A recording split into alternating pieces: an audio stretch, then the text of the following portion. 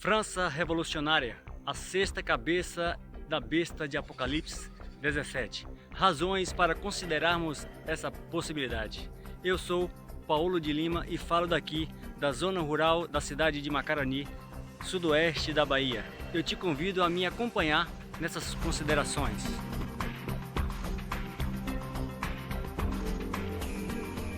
Muito tem se falado sobre uma possível interpretação verdadeira do enigma apocalíptico registrado ali em Apocalipse capítulo 17, em especial no verso 10. Esse verso é precedido pelo 9, que parafraseando diz assim: tem que haver sabedoria para se entender. E de fato, tem sido um verso difícil de se entender. E de fato, exige entendimento do alto. Bem, a Igreja Adventista do Sétimo Dia, ela não tem posição oficial quanto essa porção da profecia.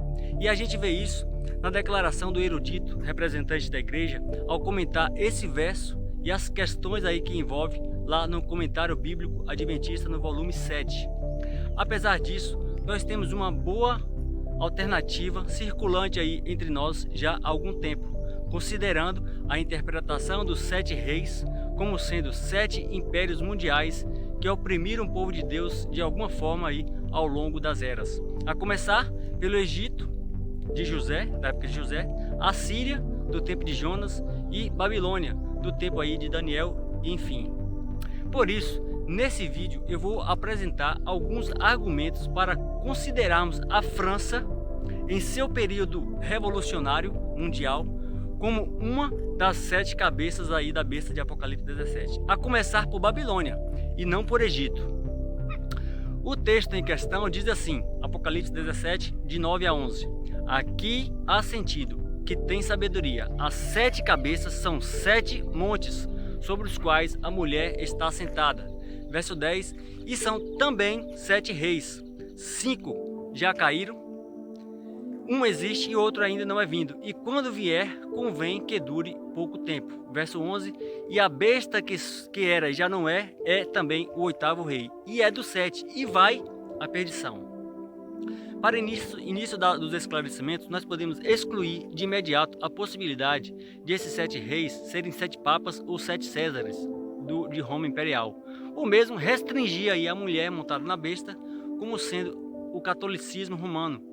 Essas possibilidades podem ser facilmente desconsideradas por uma série de fatores, que não é o foco agora.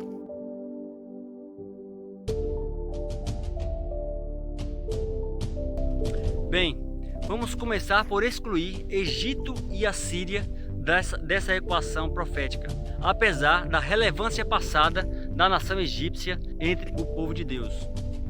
Em primeiro lugar, a revelação dessa profecia está dentro do escopo daniélico apocalíptico, que é um livro só.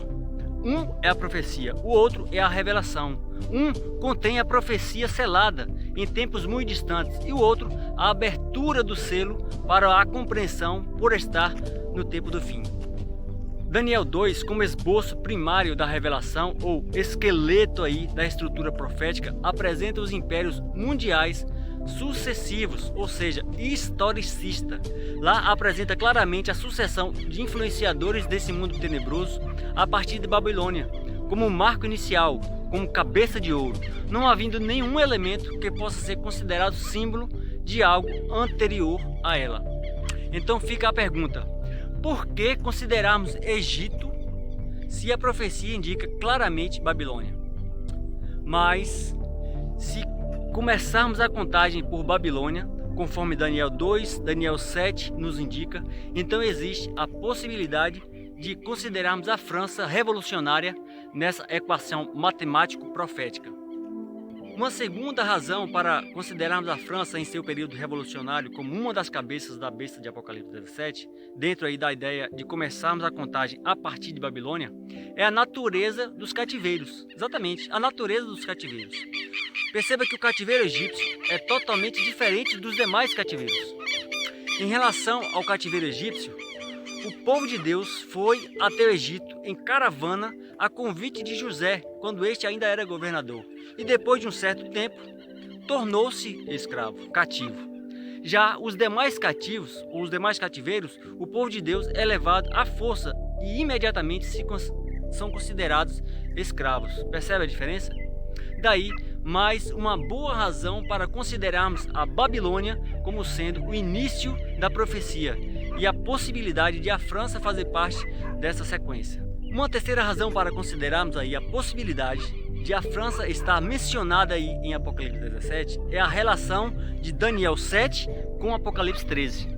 Na visão de Daniel 7, que nada mais é do que uma repetição ampliada ou detalhada da mesma profecia apresentada lá em Daniel 2, ali também é apresentada uma revelação progressiva, historicista, dos impérios mundiais sobre os símbolos de bestas individuais a partir de Babilônia, sob símbolos de um leão, seguido da Medopérsia como símbolo de um urso, e também a Grécia como leopardo, e Roma imperial como o animal terrível e espantoso de 10 chifres. Já em Apocalipse 13, verso 2, a besta de 7 cabeças descrita ali é retrospectiva, tem características do leão e não tem nada de Egito nem de Assíria, apesar dessas nações terem aí o seu papel relevante no passado. Mas só para lembrar, Daniel 8 é apresentado ali 2 outros animais, representando Medopérsia, Grécia, o carneiro e o bode, ali respectivamente. Babilônia não aparece mais ali. Por quê? Porque já havia ficado para trás. Não havia mais necessidade de o profeta mencionar ali outra vez a Babilônia, porque ela já havia caído, já havia ficado para trás na história.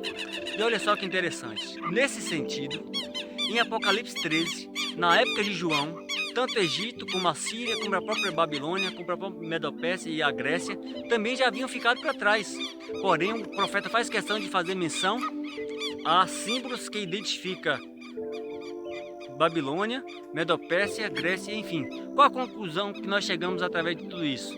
Que devemos começar a contagem dos impérios a qual Apocalipse 17 menciona por Babilônia, possibilitando perfeitamente a França revolucionária fazer parte da profecia de Apocalipse 17, verso 10. Percebe? Ainda nesse sentido, eu queria fazer uma outra consideração ainda mais direta, ainda mais específica. Olha só, cada império de influência mundial, a partir de Babilônia, é derrubado pelo subsequente, que passa a dominar sobre todos sem intervalo de tempo. Sem intervalo de tempo. E olha só, que interessante.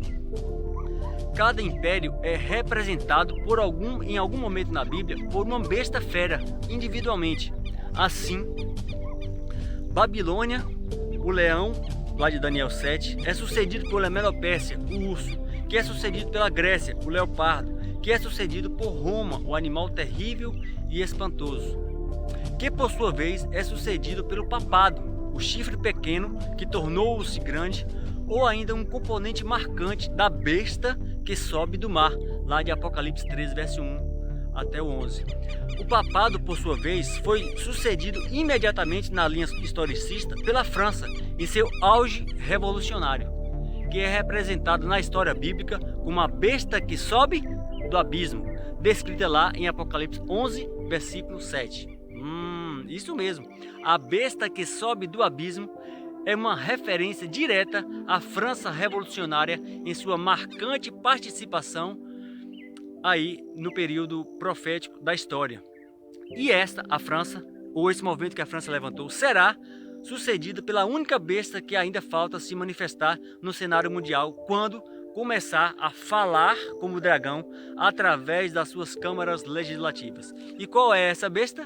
Não resta dúvidas, os Estados Unidos da América, a besta que sobe da terra, lá de Apocalipse 13, versículo 11 a 18, que tem o seu período de ação contemporâneo à besta que teve a sua cabeça ferida de morte restaurada, a saber, o papado romano. Na obra literária que consideramos como testemunhos inspirados, o Grande Conflito, página 268 e 269, identifica a França em seu período revolucionário a partir de 1793 como a besta que sobe do abismo, de Apocalipse 11, verso 7. E lá diz que surgiria uma nova manifestação do poder satânico, ou seja, até Roma papal, o inimigo atuou através de seus instrumentos de forma intolerante, absolutista, autoritarista, perseguidora, vamos dizer, de direita. Após Roma papal, ou seja, sobre a influência dessa nova forma de combate contra Deus e os seus valores, aparentemente tolerante, democrática, liberal, mente aberta, vamos dizer, de esquerda, né? Percebe como faz sentido?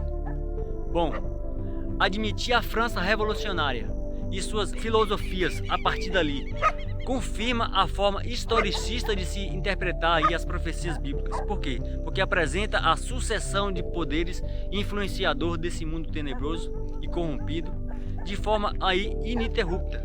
O que não é o caso se pularmos direto do papado para os Estados Unidos ou a própria ONU ou a própria ordem mundial, como queira, né? Acaba que não faz sentido, acaba tendo uma lacuna aí.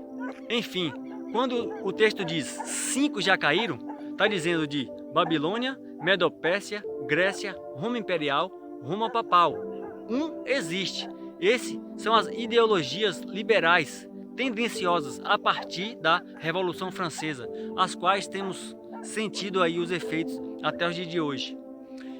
E o que ainda existe, o que ainda é vindo e que quando vier convém que dure pouco tempo, é os Estados Unidos da América, homenageando aí através da sua influência cultural o papado romano, ao aceitar as sugestões sobre as leis dominicais, sendo este, o papado restaurado, o próprio oitavo rei, ou seja, é um oitavo, mas também fez parte lá dos 7 poderes mundiais opressores indicados lá pela profecia antes de receber a sua ferida de morte aí pelo exército francês. Enfim, queridos, existem muitas evidências de que a França, em seu período revolucionário, em uma consideração totalmente historicista de entender o cumprimento dessas profecias, que esse período da França seja o surgimento da 6ª cabeça da besta de Apocalipse 17. E que por pouco tempo, conforme lemos lá em Apocalipse 17, os Estados Unidos, contemporâneo em concordância com o papado, e toda a terra se maravilhará perante a besta restaurada, e então vem o fim. Meu desejo para nós, como povo de Deus, é que estejamos preparados para encontrarmos com o nosso Deus logo em breve. E em Mateus 24 e 25, encontramos ali parábolas que nos direcionam nesse preparo. É verdade que existe aí pelo menos 2 críticas consideráveis e lógicas em relação à possibilidade de a França ser apenas componente ali dos 10 chifres de Daniel, capítulo 7 e também Apocalipse 17, verso 12. Mas a França como um poder mundial não se trata da geografia localizada ali, mas das ideologias surgidas e adotadas por todo mundo a partir dela, tendo como principais frentes o ateísmo egípcio e a promiscuidade sodomita, fragmentada aí um feminismo, homossexualismo, a democracia humanista, o sindicalismo, ou seja, uma agenda anti-princípios cristãos que bem pode ser identificado como o quê? Como uma nova manifestação do poder satânico, conforme nós vimos lá do grande conflito. Eu concluo reforçando a bendita esperança de todo cristão, lá de Hebreus 10, 37. Porque ainda um pouquinho de tempo e o que há de vir virá, e não tardará. Que o Senhor te conduza considerando essa nova possibilidade de entender Apocalipse 17, para que quando os eventos para qual essa profecia aponta acontecer, você esteja preparado por ter comunhão suficiente com aquele que deu a profecia e ter feito a leitura correta do que ele quis dizer. Fiquem todos na paz de Deus, a paz que excede todo entendimento. O meu desejo e a minha oração na conclusão desse pequeno estudo. Amém.